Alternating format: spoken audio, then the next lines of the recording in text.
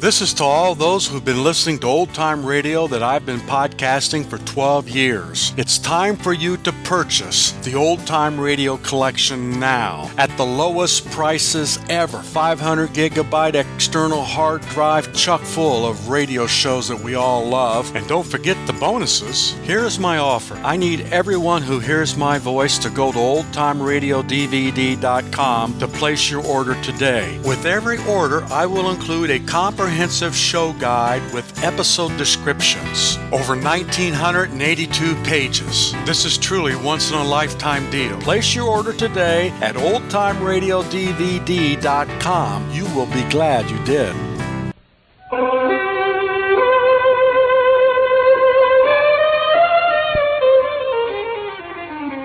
Seems a pity that I have done what I could. I know every move of your game, Holmes. You can do nothing before Monday. You hope to place me in the dock. I tell you that I will never stand in the dock. You hope to beat me. I tell you that you will never beat me. If you are clever enough to bring destruction upon me, rest assured that I shall do as much to you. So spoke Professor Moriarty. That odious name, linked forever with my friend Sherlock Holmes. My name is Watson, Dr. Watson. It was my privilege to share the adventures of Sherlock Holmes. And here I will tell you about the final problem. I recorded my feelings about it at the time, and despite all that has happened since, it remains the most profound shock I have ever endured.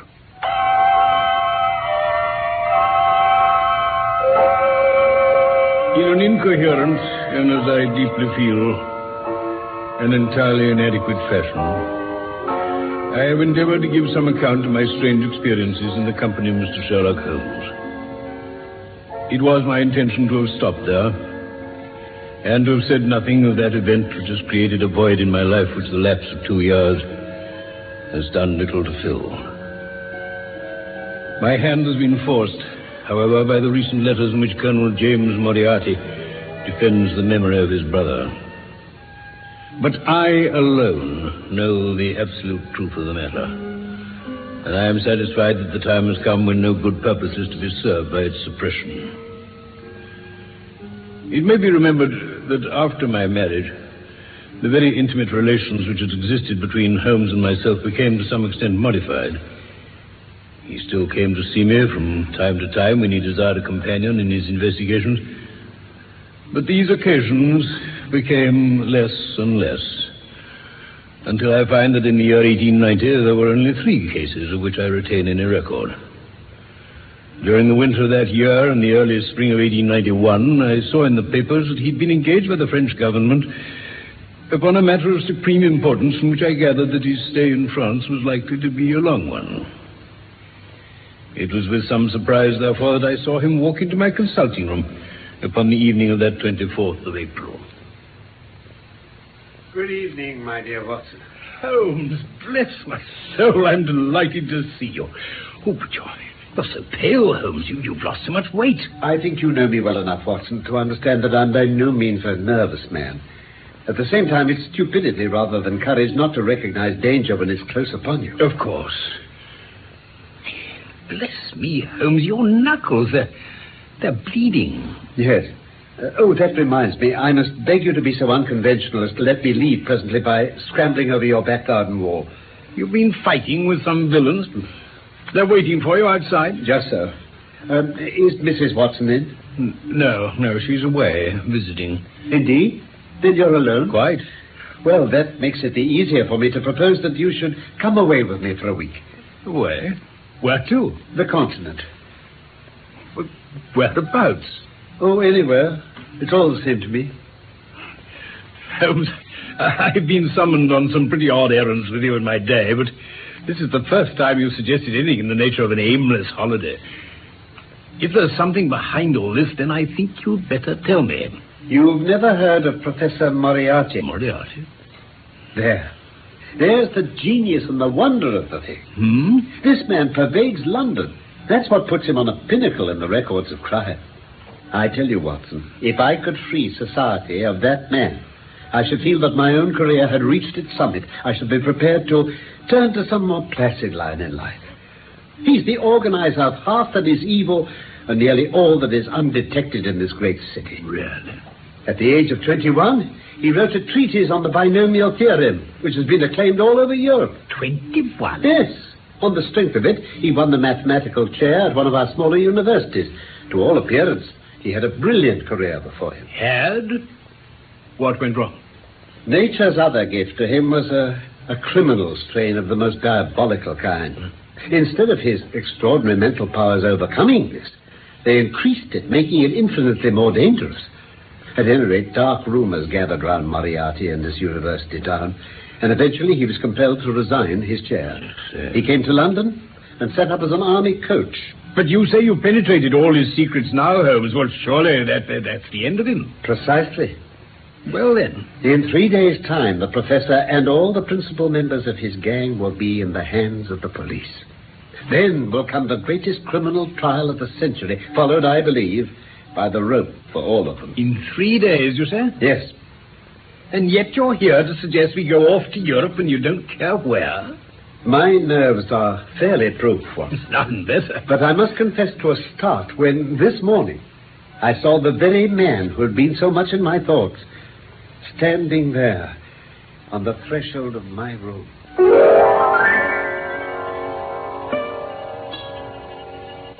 Pray take a chair, Professor. I can spare you 5 minutes if you have anything to say. All that I have to say has already crossed your mind. Then possibly my answer has crossed yours. You stand firm? Absolutely. No, you keep your hand from your pocket. Dear me, Mr. Holmes, I only wish to get out my memorandum book. There are some dates. Yes. I see that you crossed my path on January the 4th. On the 23rd, you incommoded me. At the middle of February, I was seriously inconvenienced by you. To the end of March, I was absolutely hampered in my plans. And now, at the end of April, I find myself placed in such a position through your continual persecution that I'm in positive danger of losing my liberty. The situation is becoming an impossible one. Have you any suggestion to make?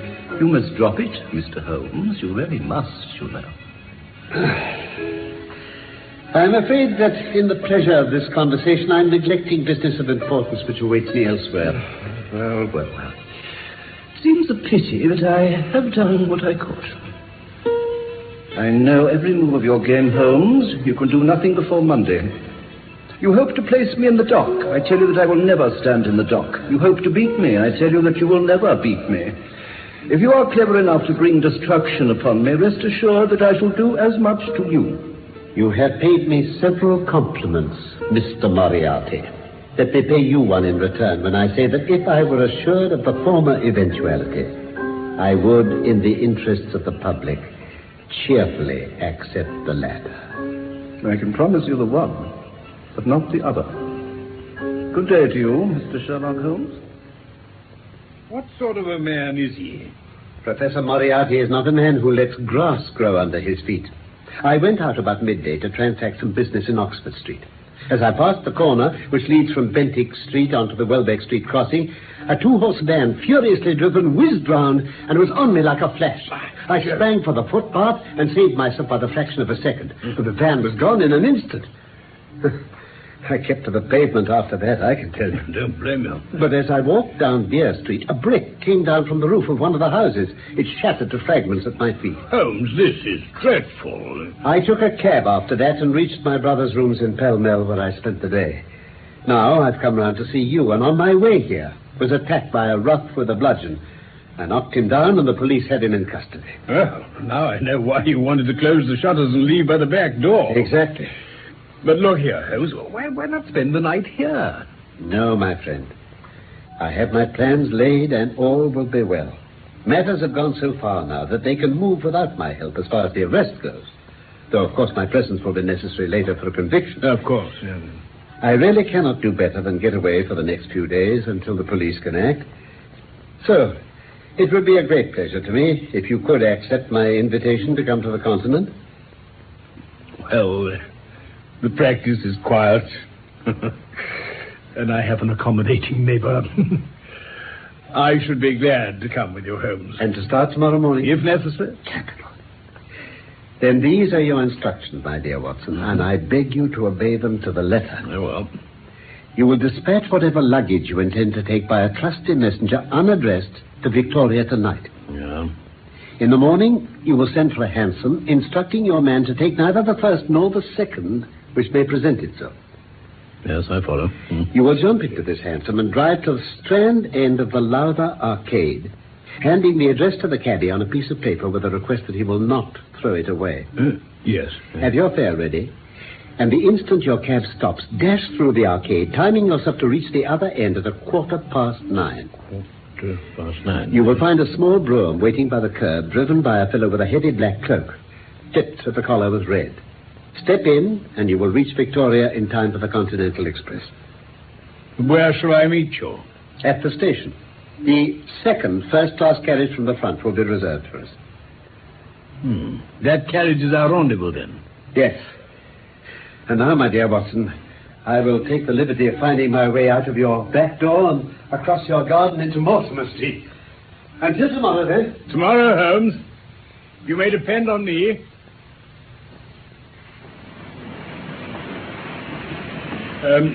Signor, Padre, this is reserved. Signore? Reserved. Engaged. And engaged. Si, engaged. Oh, Lord. My friend and I... Friend? Mon ami... Amici. We are friends. Grazie, signore. Mille grazie. Prego. Oh, what can have become of Holmes? My dear Watson, you haven't even condescended to say good morning. Good heavens, Holmes. How you startled me. Now, listen, Watson. Every precaution is still necessary. I have reason to believe that... What is it? There he is, running along the platform. It's Moriarty himself. Yes, we're going too fast now for him to jump aboard. Oh, he stopped running. Capital. You see, with all our precautions, we've cut it rather fine. Well, at least I can now get out of this clerical guise. Let me give you a hand. I must say, Holmes, it's a remarkable disguise. They must have lost my track completely after their bludgeon man was arrested. They've evidently taken the precaution of watching you, though. That's what has brought Moriarty to Victoria. You couldn't have made any slip in coming here. I did exactly what you advised, Holmes. Did you recognize the driver of your brougham? Recognized? It was my brother Mycroft. Oh, no. It's an advantage to get about in such a case without taking a mercenary into your confidence. But now we must plan what we're to do about Moriarty. But surely we've shaken him off. And this is an express with an immediate connection with our boat. What can he do to us now? What I should do. But what? He will engage a special train in the shortest possible time. Our train stops at Canterbury for a while. Yeah. Then there's always at least a quarter of an hour's delay at the boat. He will catch us there. One would think we were the criminals. Let's have him arrested the moment he arrives. That would be to ruin the work of 3 months. We should get the big fish, but the smaller would dart right and left out of my net. No, on Monday we should have them all. What then? We shall get out at Canterbury. And? We must make a cross-country journey to New Haven and so over to Dieppe. Moriarty will again do what I should do. He will go on to Paris, trace our luggage there, and wait 2 days for us at the depot. In the meantime, we shall make our way at leisure into Switzerland via Luxembourg and Basel.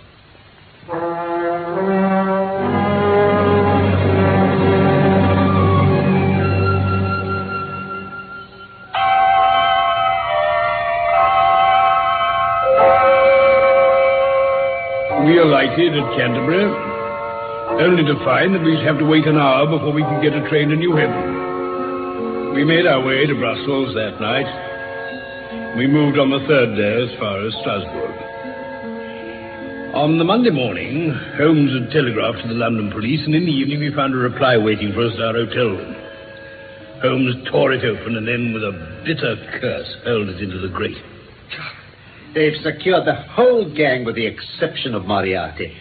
I think you better return to England, Watson. Return to England? Whatever for? Because you'll find me a dangerous companion now. I shall most certainly do nothing of the kind, But, Holmes. Watson, you must realize... Not another word, Holmes. We shall leave for Geneva this evening as arranged. For a charming week, we wandered up the valley of the Rhone, and then by way of Interlaken to Meiringen. It was a lovely trip. But it was clear to me that never for one instant did Holmes forget the shadow which lay across him. I could tell by his quick glancing eyes and his sharp scrutiny of every face that passed us that he was well convinced that walk where we would, we could not walk ourselves clear of the danger which was dogging our footsteps. Once I remember a large rock which had been dislodged from a ridge clattered down and roared into the lake behind us. Holmes said nothing, but smiled at me with the air of a man who sees the fulfillment of that which he had expected. I think I may go so far as to say, Watson, that I have not lived wholly in vain.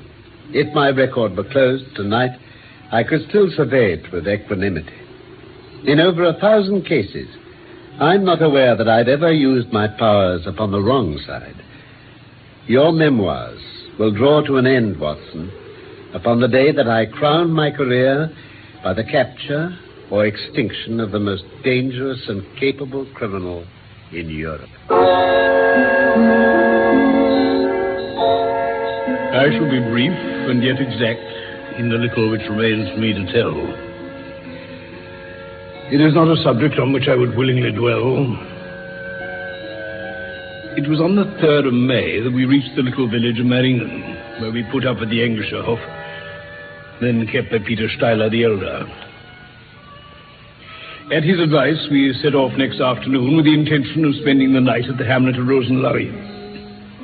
We had strict instructions, however, on no account to pass the falls of Reichenbach without making a small detour to see them. It is indeed a fearful place.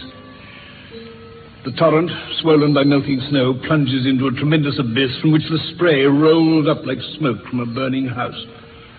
The shaft into which the river hurls itself is an immense chasm, lined by glistening coal-black rock, and narrowing into a creaming, boiling pit of incalculable depth. We stood near the edge, peering down at the gleam of the breaking water far below us against the black rocks. The narrow path has been cut halfway round the fall to afford a complete view, but it ends abruptly, and the traveller has to return as he came. We had turned to do so when a Swiss lad came running along this path, calling urgently. Herr Doctor! Herr Doctor! What's this, Holmes? Who is he? I don't recognize him. He seems to know you, though. Herr Doctor, I have all the way around. Take your time, my boy. Get your breath. No, Herr Doctor, there is no time. The Englishwoman, she will die. Englishwoman? What Englishwoman? At the hotel, the English Hof. We've seen no Englishwoman there, have we, Holmes? There was a young woman sitting beside the window at luncheon. I took her for a friend. Yeah, the young woman. She has the consumption. She starts to bleed. What's that? Sounds like a hemorrhage. I must go at once, Holmes. Oh, one moment, boy. Who sent you to us? My uncle, Herr Steiler. Why did he not summon the Swiss doctor whose nameplate I saw in the village? Yeah, he has. But the lady is crying and calling in English that someone English must see before she will die. Holmes, You must go, Watson. It's unthinkable to refuse the request of a fellow countrywoman dying in a strange land. Yes, I agree entirely, but will you come with me, Holmes? We managed to stick together from London, and nothing has occurred to you so far. I should not like to think... No, Watson. Your duty is plain. I think I shall stay here a little while until your return. This lad can wait with me in your place. If I don't see you within the hour, say, I shall walk on slowly over the hill to Rosenlaui, where we will meet again this evening. Very well, Holmes. You will take great care. I shall take care. I'll hurry back as soon as I can.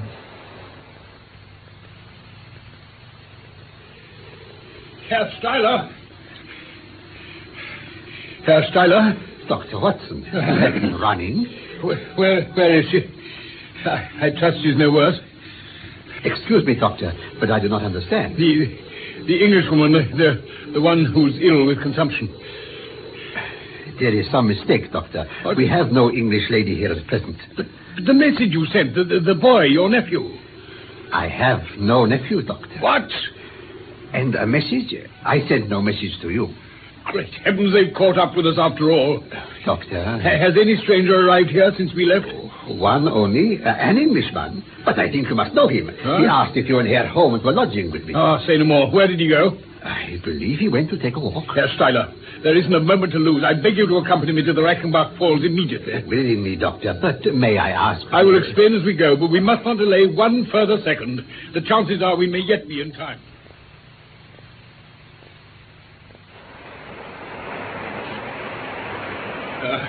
There's no sign of him. Pray heaven that he's gone on safely to Rosenlaui. Doctor, these footmarks in the wet ground. Oh, yes, I see them, but... Great heavens, they go right to the edge of the chasm and stop. There had been fighting here. See how the ground is all disturbed, and these plants crushed and broken. Oh, no. It can't be. It can't. I'm afraid, Doctor, there can be no other conclusion. Oh. At the one side is sheer rock wall, at the other a chasm. No, it's impossible. Holmes!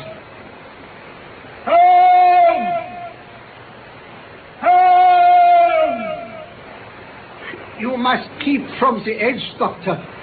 There is nothing you can do. I fear you're right. He's gone. See, but here is something. What is it? Let me see. A cigarette case placed on this boulder. Oh, it is. Give it to me, please. Oh, look. There's a paper. He'll have gone on to Rosenlaui after all. He's left this message for me to find. You'll see, Herr Steiler. Does it say so, Dr. Watson? Oh, just a moment. Just a moment. Let me read. My dear Watson, I write these few lines through the courtesy of Mr. Moriarty, who awaits my convenience for the final discussion of those questions which lie between us. I am pleased to think that I shall be able to free society from any further effects of his presence, though I fear that it is at a cost which will give pain to my friends, and especially, my dear Watson, to you. I have already explained to you, however, that my career had in any case reached its crisis, and that no possible conclusion to it could be more congenial to me than this. Indeed, if I may make a full confession to you, I was quite convinced that the message from Meiringen was a hoax, and I allowed you to depart on that errand under the persuasion that some development of this sort would follow. Tell Inspector Patterson that the papers which he needs to convict the gang are in pigeonhole M, done up in a blue envelope and inscribed Moriarty. I made every disposition of my property before leaving England and handed it to my brother Mycroft. Pray give my greetings to Mrs. Watson and believe me to be... My dear fellow, very sincerely yours, Sherlock Holmes. Holmes.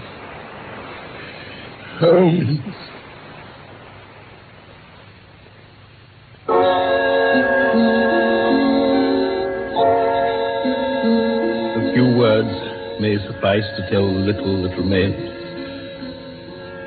An examination by experts leaves little doubt that a personal contest between the two men ended as it could hardly fail to do in such a situation, in their reeling over into the chasm locked in each other's arms.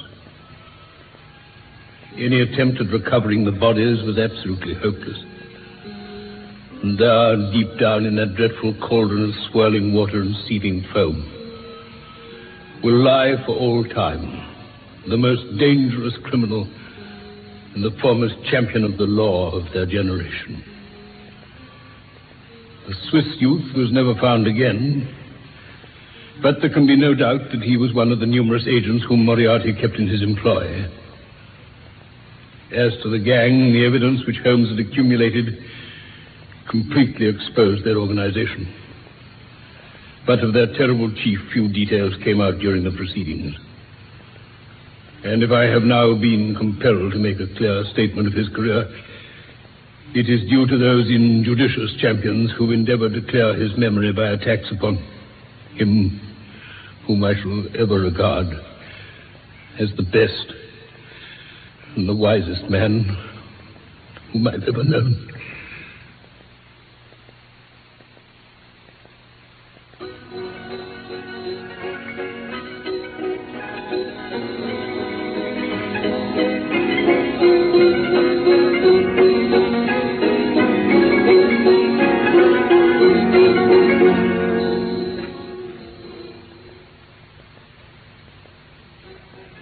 The final problem describes perhaps the most famous death in all the stories of Sherlock Holmes. For in this, the greatest detective in literature died by a deliberate act of the writer who had created him, Sir Arthur Conan Doyle. In real life, my name is Norman Shelley. My friend Carlton Hobbs played Sherlock Holmes, and I was Dr. Watson. Michael Hardwick wrote the script for this BBC production from London. And for the present, let's just leave it as Conan Doyle himself wished it to be left, that after the final problem, there were to be no more adventures of Sherlock Holmes. What actually happened, I'll explain next time we meet. Meet me here, very soon.